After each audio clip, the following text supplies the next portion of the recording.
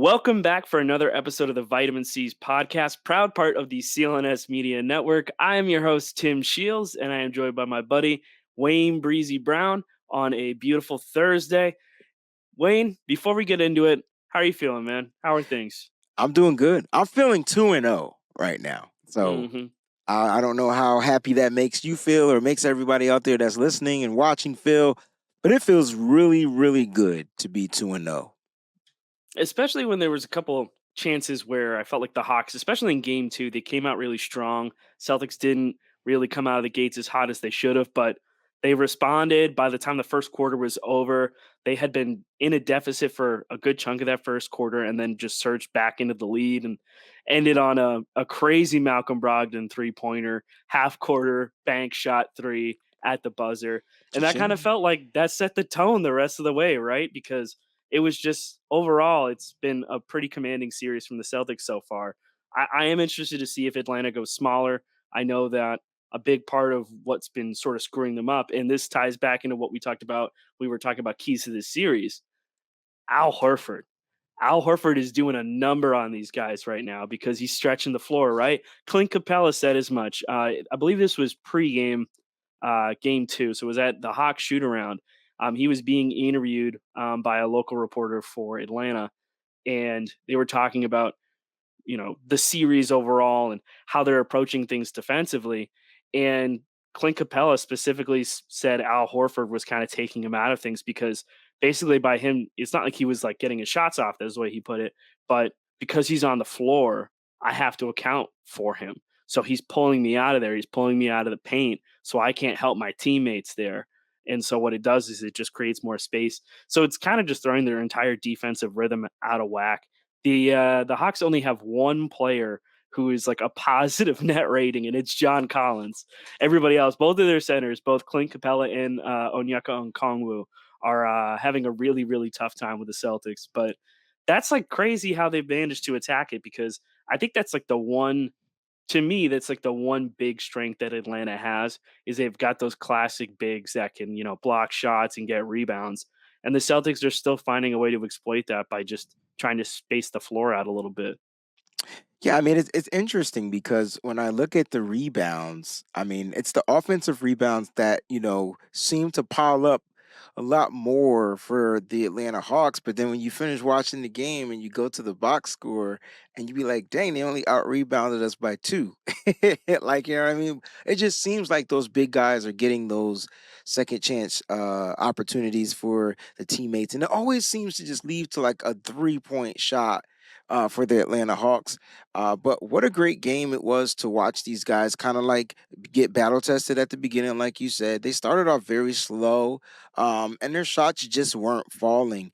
But what was working was them attacking the rim. And so you got about 35 text messages from me saying, why don't they just attack the rim? They I can't was stop at us darts. I inside. saw my phone lighting up, and I was like, "Oh, Wayne's watching the game." I'm like, dude, they're scoring at ease, just going into the paint. I mean, what was the paint points in this game for the Celtics? 64. Gee, so 64 paint points. they were scoring at ease. I'm not a brain scientist, but if it ain't broke, don't fix it. And then the Celtics always do silly stuff, right? And I get it. If you can get the 3-point shot to fall, you're just gonna keep piling on the lead. But they weren't falling, and it was and what's his name? Dejounte Murray just started getting hot from He the did. 3-point He line. did start. He had a couple like possessions where he just brought it up, and even with like a hand in his face, I was like, he's gonna hit that. And he got hot from deep, and it was pretty cool to see because I do like Dejounte Murray. The funny thing is when you look at the whole situation with the Spurs and how they traded their guards, it kind of feels like, and this might be a hot take. I saw someone else kind of mention it. I want to say it was Max Liss, who I follow on Twitter, was talking about maybe Derek White was actually the better guard of the two to go get, which I think is like a crazy hot take. But then look at how good Derek was in that game too. Yeah. He was the second leading scorer. I think it's pretty. I don't know if it can be debated at this point, but it feels like he is the third best player on the Celtics team. Okay.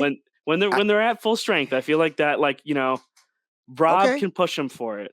But I think that Derek has been so consistent and able to stay on the floor. I mean, 26 points, 11 of 16 from the field, 2 of 5 from 3, 7 rebounds, 2 assists, a steal, and 3 blocks. Like, damn, man. I can't believe how good he's been this season. And I don't think anyone really saw him having this kind of leap. I I know I didn't. And even at the beginning of this season, he seemed too indecisive for me. And to me, that's a weakness. And then at some point he just turned it on. I don't know if it was the time he had to become a starter because of Marcus Smart's injury or whatever happened. He just flipped a switch and he hasn't turned it off ever since. I mean, he is the best defending point guard in the league. Like he has the most I mean, he's blocking everybody's shot left and right. You know what I love about Derek White? He just doesn't give up on a play. Mhm. He's like the LeBron James of point guards right now. He's not giving up on the play. Like you think you got him, and all of a sudden here he comes blocking your shot. So Derek White has been like definitely the key cog in the Celtics offense. And I think what we're really witnessing though, Tim, is the fact that Jason Tatum, Jaylen Brown, that's your 1 and 2 or 1A, 1B, however you want to look at it, they trust him now. And that's the key.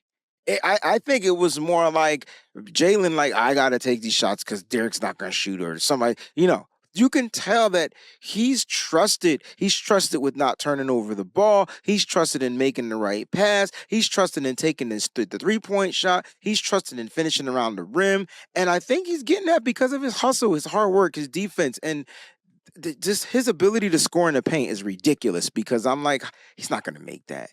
There's no way that's going in.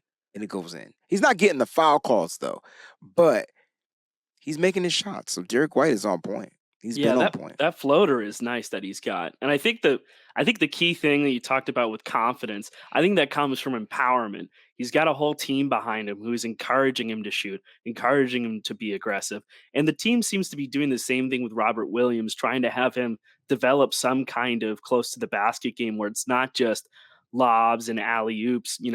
He's, putting the back to the basket, trying to get a pump fake, you know, get the ball in some kind of way, whether it's a back down bruiser kind of way or developing that mid range shot. I mean, as soon as Rob does that, that's going to be amazing. But for Derek, I feel like it's just a matter of being comfortable and confident and assertive. I mean, we've seen it a couple times this season where Jason Tatum's talked about it, where we've told him to be aggressive. We need him to be aggressive for this team to be good, and to his credit, that's exactly what he's done. He's gone out there and applied himself even more every single game, and I think it's pretty cool to see that kind of effort being rewarded. I mean, the guy's getting an MVP chance. Like, I know it's just like everyone buying in the hype, and this is what the playoffs are, but like, if you told me at the beginning of the season that Derek White was going to get MVP chance at the Garden, I don't know if I would have believed you. I mean, like maybe it was like some kind of crazy thing, like maybe but he had a monster night, and they really needed it. Jalen's still dealing with that hand stuff. He still had a solid game, but it's still clearly bothering him. So Derek going in there and being that kind of guy who steps up in those situations, it's sort of just been. I feel like it's been the story of the season, right? Like he's just stepped up for people between Smart and Rob being hurt. Yeah, I mean, again, when you're looking at Derek White, he's just took a leap forward, and he's been the key. Like I said earlier, like the key cog. And I want to talk a little bit about Robert Williams because another piece, like the Celtics are like a nice looking puzzle, right? And they just need certain pieces to do certain things. And so Rob, I mean, who finished the game with what the highest field goal percentage? I think it was 80%, if I'm not mistaken, 4 for 5. The one he missed, I know he wants to smack himself in the head and say, "How did I miss that? It was right there. It was an easy bucket." It was a bad pass. He caught the pass. The guy he was jumping over around him, there was nobody at the rim, and he kind of just like bunnies it out. But Oh, other I than think that, I remember that one yeah, actually. that was his Yeah. only miss. That's the only miss in the playoffs. Now that I think about it, like other Yeah, than because that, pretty much it's been lobs. it's It's been been lobs. lobs or like just really close to the basket, like getting an offensive rebound, and just putting it Hey, back up. And that's been big. that That's you something that they seriously miss when he's not there. if that's one of his strengths, utilize it. Like it doesn't Hmm. make sense to play difficult basketball. We don't have to shoot all the damn time. That's my point. Like when we shoot and miss, they will out rebound us. I read the wrong rebound stats. We had 5 offensive rebounds in this game. They had 19 offensive rebounds in this game. Yeah, And but which is the crazy. which is crazy. But the good thing was in the first half when they were getting those offensive rebounds, they weren't scoring as much. But look, it was a good game. I think the Celtics did again. They closed out, right? And they had a way better third quarter than they did in game one. That's great. They had a way better third quarter, right? And once they took control of the game, it was kind of like a wrap. But again, Atlanta, they're scrappy and they can shoot. We said this though. We said that they can shoot. We said that they can score. And we talked about their bigs on the preview before this series started. And that was going to be their ways to get in. Bogdan, how you ever say it? Bogdan Bogdanovich. I think that's Bogdan his, Bogdanovich. yeah.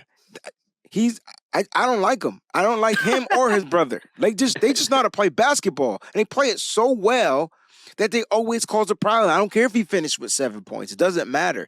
And so, but at the end of the day, they're headed to Atlanta, and they just got to continue playing their style of basketball. I felt like Malcolm Brogdon is going to be key off the bench, and can we, for a small, brief moment of time, just talk about the use of Sam Hauser? And I'm going to say this, and I don't care what flack we get, but I rather see Grant. I rather see Grant Williams in this series because Sam Hauser isn't taking those shots that you want him to take, and then it's just like he's a liability on defense. And I feel like if you put Grant in, those bigs might still score, but they'll be well better contested shots. And if he ends up getting in foul trouble, you can still go to back to just a different type of rotation. But I think it's time to put Grant Williams in this rotation. What are your thoughts about that? So I think if Atlanta goes smaller, like if Atlanta counters and starts to go Yeah. small, because they did turn to a smaller lineup and they started to have some success in game two with it. If they turn to a smaller lineup, then I think there's a really good chance that you do see Grant Williams or Blake Griffin get into the fold here. I definitely understand it because for me, I think Hauser does need to take more threes in order to be effective, but he also isn't going to do something that you can hold against Grant, which is occasionally we'll hijack the offense or we'll have a bad offensive play because they'll get tunnel vision trying to make something happen. That's what happens with Grant sometimes. And I love Grant and You're I get right. it. Dude needs to get paid and he's versatile. I get it. And when he's on, he's on. It's great. But for Hauser, I don't think Hauser's ever going to go ahead and try to play outside of his role, and I don't think you can say the same thing for Grant. So I think that's kind of like an Okay. attention sort of thing. But Okay. I do get wanting to unleash Grant, and I feel like if it doesn't happen this round, then it will happen next Oh, round it's when you definitely see happening in the like next round Grant's against gonna just Philadelphia. he's gonna be like sick It's him it's like happening. He's the dog. Like you and need him, man. You But do but need him. the reason why I was saying that was because in this game it was awkwardly weird that they were able to kind of like they were picking on Sam Hauser, so everybody was taking shots at him. Like they would go at him. Now he had just one really good defensive rep, man, and I just gave it to the offensive player who made the shot. I can't remember who it was, but he was on him, like I mean on him, and the dude just hit him with the step back, and then it was just a poof.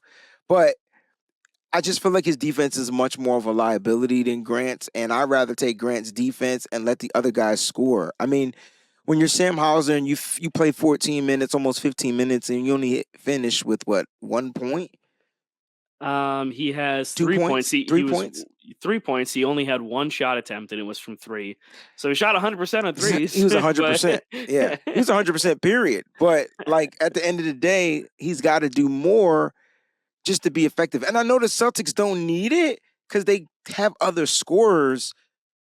But I would like to see him. Maybe they work. If they're going to use Sam Hauser, they got to make him more of an offensive threat. That's all I'm trying to say. If you're going to utilize him, he can shoot. That's his thing. He's catch and shoot. If you're going to use him, have this kid run to the corner, do what he has to do. They're not going to defend him. They're going to be doubling Jason Tatum, doubling Brown, scared of Al Horford. Speaking of that, Marcus Smart was finishing in the paint too. Like we just have a bunch of problems for other teams.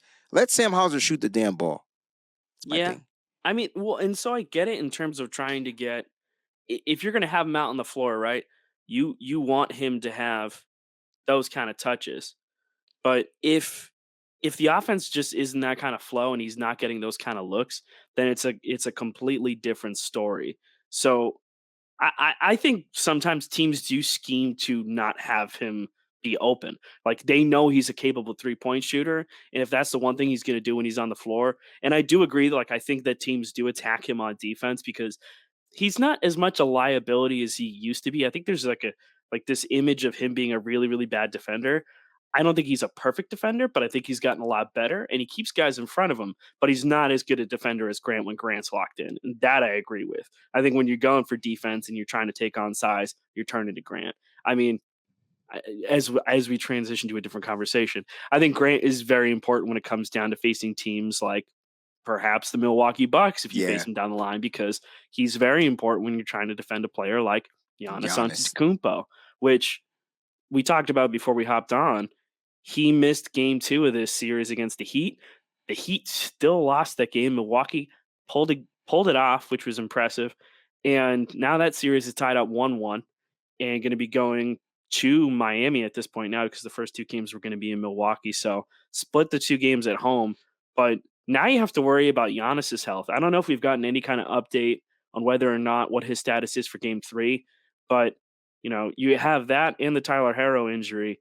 I feel like that series is going to go longer and those 2 teams are just going to beat the bag out of each other. But the fact is like if Giannis is dealing with any kind of health issues, even if the Bucks get past the Heat, I just don't know how confident I would be in the Bucks getting further if Giannis is dealing with any kind of injury. And I think someone commented in our last video, but back injuries are pretty serious. Those They're can very those can serious. those can linger, especially for a big guy. Yeah, and they strike a different chord too. Just think about you, a regular person, just having a slight discomfort in your back. You're just not the same. Whole day is ruined. Clear my schedule. What is this in my back? Oh no, get it out. Like, you know Oh what I man. mean? Yeah. And so look, it's gonna be tough for the Milwaukee Bucks. Milwaukee and Memphis pulled out big wins without their star players out there on the Mm. floor. So I thought that was interesting. But I will say this. I feel like part of that is because teams game plan and don't know when those star players, they didn't know they were going to be out. They had a whiff that they were going to be out, and they didn't really know who to prepare for, who was going to be the person that was going to light it up, especially in the Memphis game. I can't even tell you the person that lit it up that got them 22 points, but only Tillman. but he only scored 2 points in the first game. But that's the difference. And I don't think the Lakers were prepared. And perhaps the Heat weren't prepared for Giannis-less Milwaukee Bucks. But I will say this, that matchup, let them bang out 7 games. Let them bang each other's heads, kneecaps. I'm Mighty Python, Holy Grail, full episode on that one, man. Bloody scratch, flesh wounds. I That's one of the appreciate the greatest movies of reference. all time, I yo. love that movie. It's just a bloody scratch. Dude walking around with no arm. You gonna do bleed on me? I Oh, mean, come on. they're gonna duke it out. I think they're gonna duke it out. I don't think that's a bad thing, especially if you're the Celtics looking in that situation. And if somehow the Bucks lose that series, you have home court throughout the Throughout the entirety of playoffs playoffs. and in the finals. Oh, There's no way that anyone's gonna leapfrog you at that point. that's right. So it's just like take care of business for where you're at. I mean, it's crazy to me because that whole charge situation was really, really polarizing. And we talked about it in our last show. You had a lot of people who were upset and a lot of pearl clutching about player safety. And it seems that you got the exact opposite tone when it came to Draymond Green Mm. and Domantas Sabonis. So I'm assuming the people who are listening to this or watching this know this, but Kings and the Warriors faced off. Warriors are down for the first time, I think, in a long time, 2-0 in a series. So that's a big deal in itself. But towards the end of that game, there was an altercation between Domantas Sabonis and Draymond Green. Domantas Sabonis gets boxed up by Klay Thompson, I believe, and kind of gets pushed off and ends up falling over. He goes to guard his face. And when he goes to guard his face, he ends up grabbing Draymond Green's leg. Immediately feels the tug and starts to let go, but Draymond Green takes it very personal and proceeds to stomp directly onto Domantas Sabonis's chest and then like plants on his chest, and then pushes off with one leg to jump over the rest of his body.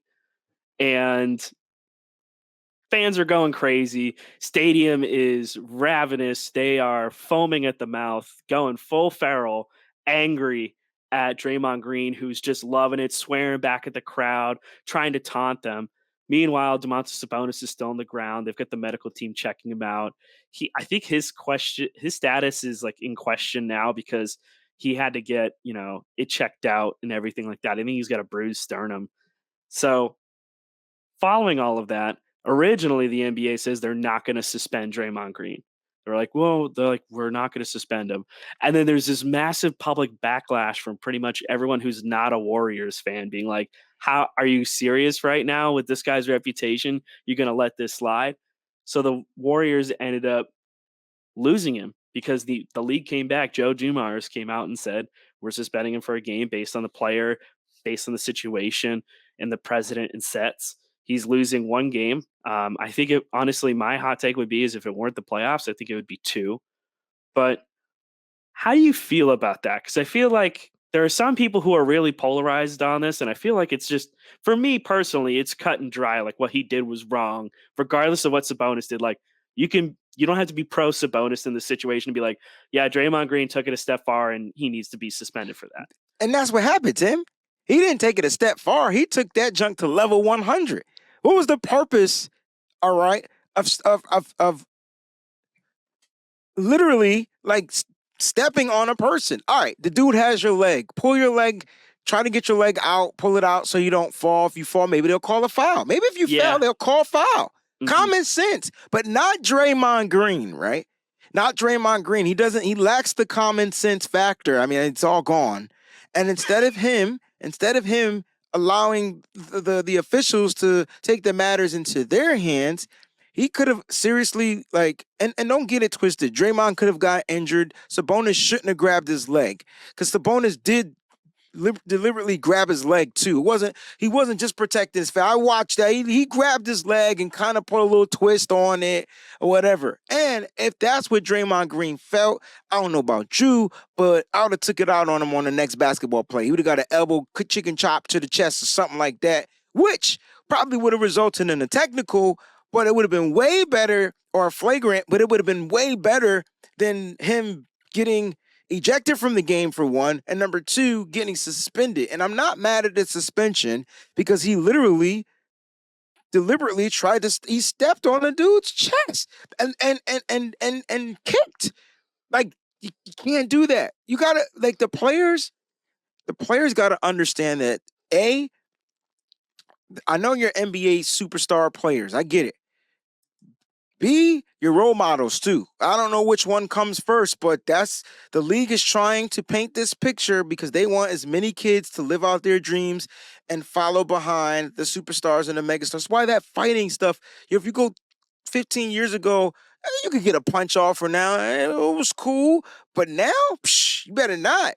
It's just totally different. It's not the NFL. You can't even fight in the NFL, and it's the most aggressive sport in the world. Go ahead and punch somebody in the NFL. Your behind is getting ejected. Like, fighting is a no-no, and I think what he did wasn't a basketball thing, and that's why he got suspended. Had it been a basketball thing and they ejected him after he fell down for pulling his leg out, possibly I would be arguing on his behalf because he was the one that got the leg grabbed. But you ever been in that situation when, it's a couple of you guys and usually the person that gets caught second, that's the one that gets in the most trouble. It's not the person that starts it. It's like you're, if you had siblings or anything like that and your sibling does something to piss you off and then you come back at them and all of a sudden, like, that's what gets the attention. You're like, but he did this. And it's like, I don't care what he does. I saw you do this. I saw you. That's what happened. And I mean, hey, they went back and they looked at it and everything. I think they gave a technical to Sabonis, if I'm correct. But they dished out a flagrant 2 for Draymond because it's not a basketball play. Like you said, like, he's not going for the ball or anything here. He's literally just trying to harm someone. And this is kind of just what Draymond Green does. This is what Draymond Green does. And this is what his career has devolved into. In my opinion, this is the only thing that he brings to a team at this point to give them a competitive edge. He's loud, he's going to get under people's skin, and when it gets to a situation like that, when he feels like his team is losing momentum, he does something like this. He punches people, he kicks them in the groin, he stomps on them, he tries to pull down their pants or dive at their legs. He did that to Jaylen Brown in the finals, and it swung momentum towards the Warriors' way. Like that's kind of what he does. And I don't know if it's going to change the energy of this series. They are going back to Golden State, but it is something worth monitoring because now he's going to be out for one game. If the Warriors end up losing that game, I'm not really confident in them being able to win 4 straight unless there's some kind of injury, which I hope not, because I think the Kings really deserve this. It's a pretty likable team. Mike Brown, coach of the year winner. First time the awards ever existed, but clutch player of the year goes to De'Aaron Fox. He's also a very likable player as well. So that franchise has been through so much, and I feel like they kind of deserve to have that chance to move on. And the atmosphere in these games has been fantastic. Like, it's a great series. And that's kind of why I think the stuff with Draymond really bothers me most, because it's been a really good competitive series. Like, it's down to like the final buzzer in game 1, and game 2 was pretty close with that. Like, it gets very contentious. They're fighting back and forth. Makes for good playoff basketball. People love to watch that stuff. And then that thing happens. And I'm not going to excuse what Domantas Sabonis did. Whether he's protecting his face or not, he did grab his leg. And yeah, I don't blame Draymond Green for being angry. I do blame Draymond Green for doing what he did, though. Exactly. He could have kicked him or ripped his leg away, chewed him a new, whatever. But it's uncalled for. And I don't even know, it's crazy to me that there are people naturally you can't suspend Draymond. It's yeah, you can, because this is what he does. He's a reputation of doing this. He tried to punch LeBron in the junk in the finals before. Poor Steven Adams has been split like a cherry tree right up the middle. Oh my. Yeah, I mean, he's kicked people before in the groin. What do you want? This is the reputation that you have, man. You're not going to get the benefit of the doubt if this is all you're noted for on the floor now. People are yeah, Draymond Green's known for defense, but no one's let me think of Draymond Green highlight plays. Okay, wow, this amazing block, or this amazing, incredible play. No, the thing that people think about is that he's dirty, and that's what his reputation has become. Whether that's fair or not, that's what it is, man. Do you remember the play against the Celtics where he suplexed Marcus Smart off of a screen? Yeah, he knocked over 2 people. He knocked over Smart, and then he it was in the finals, and he screened Smart and knocked him down to the floor, and then he hit someone else. Somebody got suplexed. He literally scooped him up. He went flat backed, and they went topsy turvy. Right? I gotta find it. Send it to me. There's a play where I felt like he went down first from a screen, but then he got up, and then he literally boofed, suplexed, and flipped the Celtic player over him. I'll find it, and I'll send it to smart. you. It sounds like it. That sounds like a smart thing. He's going back and forth with him. He's just I don't want to say he's a dirty player, but he has a dirty mind. I will say that. That's the way to put it. All right. Well, with that, I think we're going to wrap up for today. Got at least one more. By the time this episode drops, it will be Friday. Yes. And we will have game 3 going on. That's a 7 p.m. Eastern Standard Time tip-off. So early. This one's going to be in Atlanta. I don't mind the early tip-off, to be honest. Lets me figure out the rest of my night and evening and all that stuff. So, good point. Anything else you got for us today, Wayne? Nah, man. I just expect the Celtics to go down there and beat the Boston Celtics. I just want to remind everybody, they haven't lost to this team all season. And I just don't feel like it's going to happen. No matter how bad it looks, no matter how weird it looks, they will find a way to pull this win out. Amen to that. All right. With that, we're going to wrap up this episode of the Vitamin C's podcast. Again, proud part of the CLNS Media Network. We'll catch you next time. Cheers. Sign up at FanDuel.com/Boston and get in on the action with $200 in bonus bets. Guaranteed when you place your first $5 bet.